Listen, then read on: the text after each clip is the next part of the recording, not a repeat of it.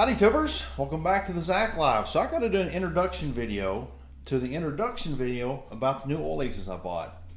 I've had about probably on average 10 emails a week from people that ask me a question along the lines of, I would like to buy an oil lease, I'd like to buy an oil well, I'd like to buy one of your oil wells or part of your oil leases or something to that effect. And since this video series coming up is going to be very much the sort of investment aspect of what this costs, how much it makes, type scenarios, what I look for when I buy into oil leases, I feel like that this is the time to do this kind of video. It doesn't go real well with the actual introduction. That's more kind of out there driving around the camera and giving y'all the opportunity to sort of learn the roads and the holes in the roads and where everything is, kind of get a visual idea map, because we're going to spend a lot of time out there. But I want to spend most of this video talking about investment opportunities, what I think about it, some partnerships that I have, and kind of what I look for when I go to look for an oil lease. I'd like to tell a series of stories because I think that they illustrate my points better than I could explain them. And the first one is I got a buddy that's got a plot of land and it's got some production on it. And I actually offered the guy that owns the wells some money trying to buy it, and we didn't get a deal struck, but that doesn't matter in the story. But my friend asked me, he says, hey, if you're going to buy this, why don't you let me buy in? Sell me a third of it or a fourth or something. And that way I can make a little bit of money off the wells that are on my land. And I explained it to him. I said, it's sort of like if I was to ask you how much your college education costs, say $100,000, and I offer to pay you a fourth of your college education, give you $25,000 if you'll give me a fourth of your salary. Of course, you say that and it sounds really stupid, but in my situation as a one-man operation, that's exactly how that is. I would be trading a little bit of upfront capital, which isn't really going to be that much, for less paycheck. I'm going to be the one doing all the work, but I'm not going to get all the check. And so you say it like that, it sounds dumb, but in my situation, that's exactly how that is. So the situations where a partnership or a set of partners work well for me and my situation is, to be quite frank, when it's just too big of an investment. It's just too much money. I can't, financially pull it off, or none of us can, or, it'll be less of a hit if we all get in there and it doesn't work. And the partners that I've got, there's 4 of us in total. The difference in us and someone that would just simply want to be an investor is that none of us are silent partners. There's me, I'm always out there working on stuff. There's a guy who's got a tank truck service. He's always out there in the middle of everything. There's a guy that does a bunch of office type work. He sits around in an office and he can answer the phone and email and wait for people to call him and harass people. It's difficult for me to do. It's more difficult than you would think. For one thing, I come up here, I always got greasy fingers. You can't touch an envelope. It's always dirty. And he will absolutely come out there and jump in the middle of everything and come help us. He's a good hand, and one of the guys owns a supply store, which obviously helps out a lot there. You take the 4 of us, and we work really good together. We can bring a lot to the table each, but that's a very different situation than a silent partner. So why do I think that investment in an oil company is a terrible idea? I've explained, as a small company, as a small business, I would make less money if I had capital injected in my business. I would have more work to do, and I would have owned less percentage of it. Outside of me, there's a whole list of companies and situations that absolutely will take outside investor money. And in almost all situations, these companies are new. My family's been in the oil business for forever, and I have had a good idea of what goes on in the oil businesses around here for more than 20 years. And I have seen I can think of probably more than a dozen people, maybe more than that have came in and make a legitimate go at trying to make a living in the oil business. And I can't think of a single one that made it. And the reason, I think the biggest reason that people can't make it happen in sort of the poor boy oil field is that, and I don't mean this egotistically, but they just don't have the knowledge base. It's just not there. I don't think that I'm necessarily all that smart. I don't think I've got a very high IQ, but I have got a knowledge base of general oil field knowledge that can't be taught. It's got to be experienced and it's got to be learned. And none of it's complicated. I'm not talking about, complex, engineering things or anything that's in my head. I'm talking about being able to, just walk up and grab a polish rod, fill a well pound fluid. You can give a downhole diagnostic of, what you think's going on. Being an electrician, to being a plumber, to being a welder and a mechanic and a machinist. And I realize that there are businesses that don't have quite all of that. I work hard to sort of do everything in-house here. But you've got to have that knowledge base of how to work on something. You can't just pick the phone up and call someone every time you have trouble, because I have, a disaster every day, and I have to be able to take care of that. And I think that the knowledge base is the reason that nearly all new oil businesses fail. So another story and the first example of a person that will take your money as a financial investment in an oil business. So there was this guy that I knew. We weren't just best friends, but I knew him pretty well, and he was an excellent man, just as good as you get person. He calls me one day and he says, "Hey, come by my office. I want to ask you some questions. I got some things that I'm a little bit worried about. I want your opinion." Basically, I go up there. He tells me the story. I didn't know he was family. His daughter was married, had a couple of kids. Husband run around the daughter. They got divorced. Daughter got remarried. They'd been married a couple of years. And the guy she married was in the oil business. And he said he was smart, he was articulate, clean cut, was extremely good to his daughter. He thought very highly of him, thought he was an excellent person. And he invested with him in quite a few leases and some equipment. He pulls out this spreadsheet of checks, and it was like $900,000 some odd $1,000. It was not quite $1 million that he had bought and wrote this guy checks for. And it was all this stuff they were supposed to own: water pumps and well service rigs, and there was 2 or 3 leases that they were supposed to buy. And basically, since the second husband and wife had separated, he'd quit talking to him, and there was no longer any money passing around. He wasn't getting a check back from them. And long story short, nothing that he bought ever existed. There were oil leases that they were supposed to have bought, and he said he actually took me out and showed some of them to me. And maybe there was one that they actually did purchase, but it didn't get put in this guy's name. It was in the second husband's name. Anyway, he just lost all it. It's just gone. He bought all this stuff that didn't exist. That's the first example of the kind of person that'll take your money, is a straight up crook. And this happens all the time.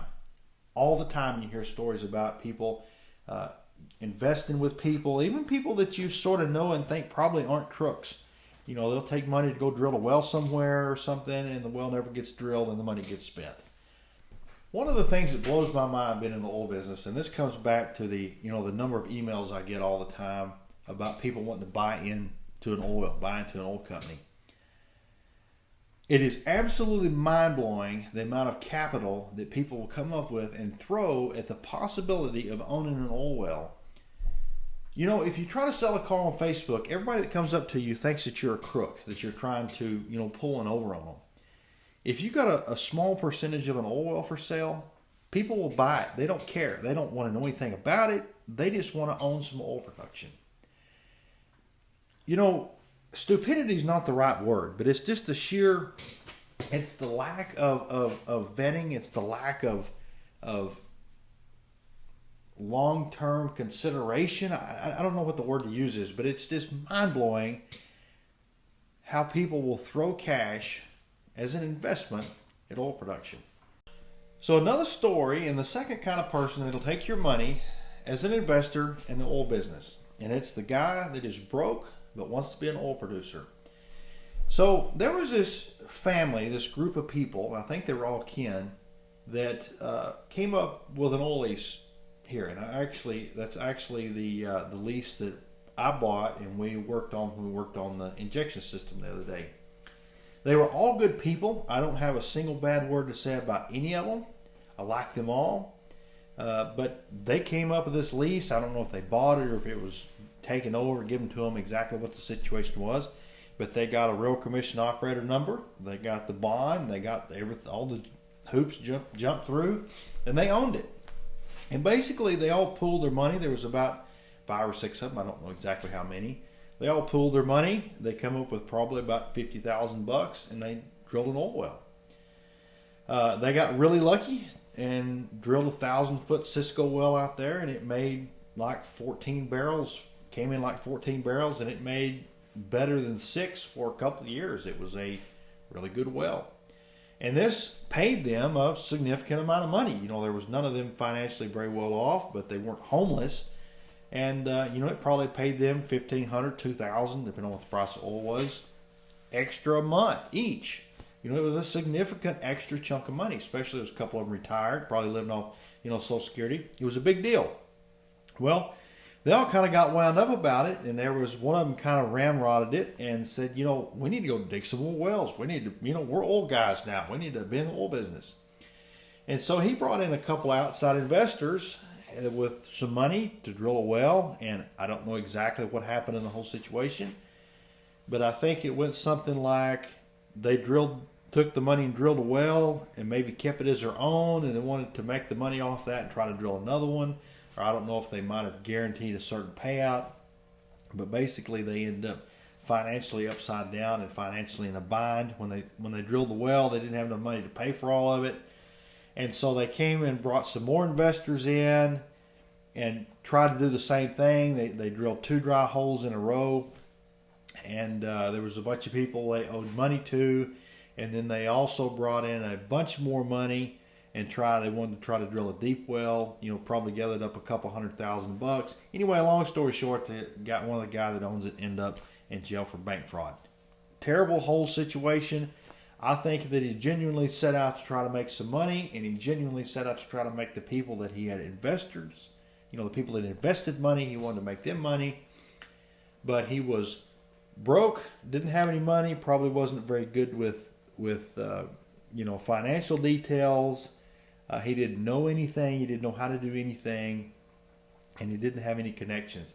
And basically, the other family members called me. I really went above and beyond trying to make it work for them. I really liked them. I've become friends with all of them. The family members called me and basically said, "We're out of money. We don't know what to do. We can't take care of it. We want you to have it. We want you to pay us whatever you think it's worth, and we want you to own it." And so that's how I bought my first oil lease. I wrote them a check and bought that. I think I was about 25 years old.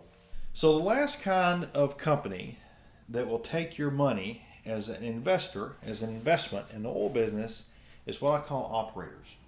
I kind of hit on this at the first. An operator, at least to me, is someone that generally doesn't own the wells. They don't make money by selling oil.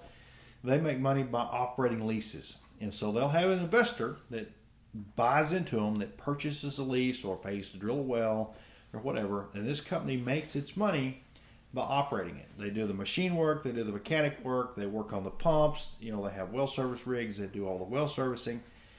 They make money off operating it. They don't make money off selling oil.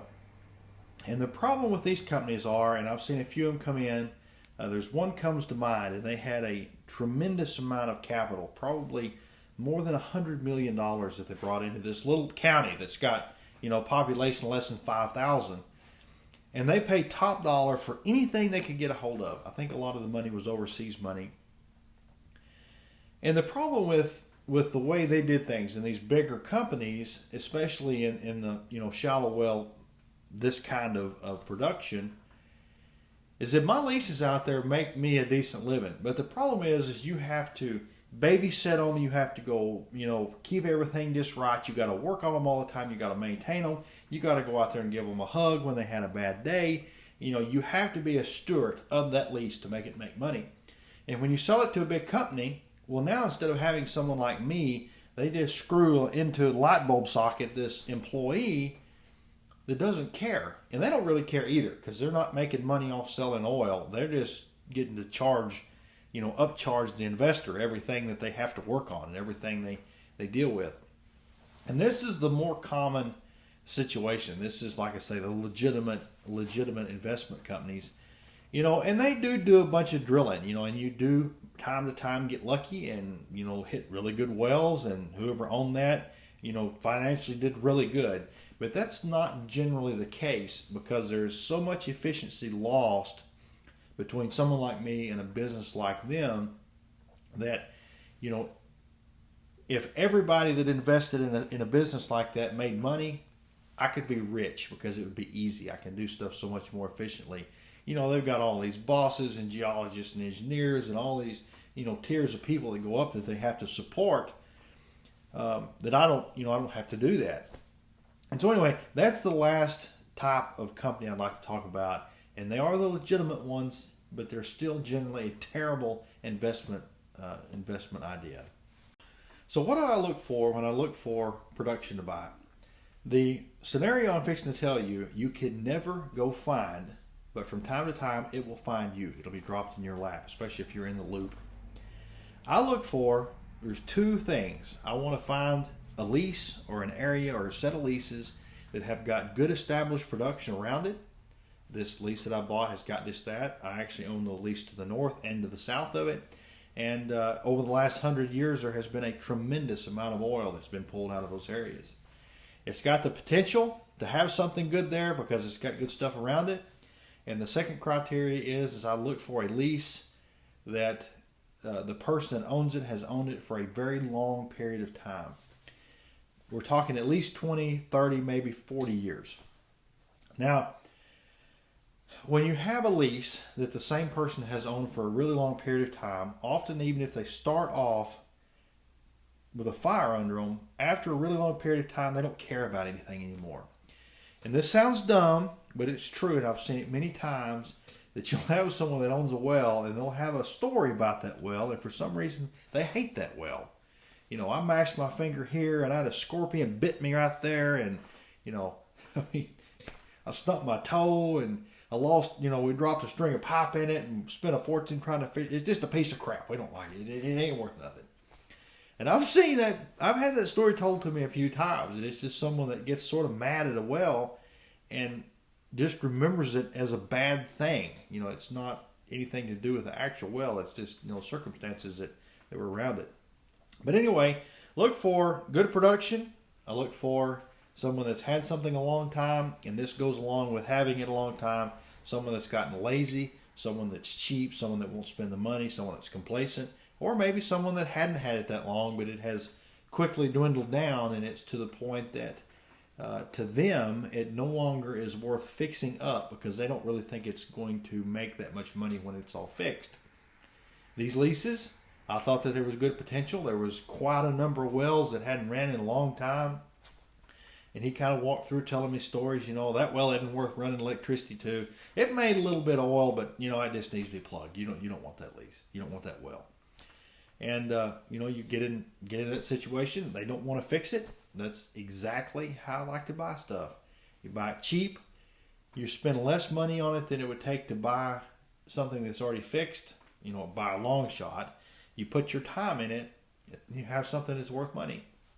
As a side note, something I find pretty interesting, last year Exxon Mobile made $36 billion in profit.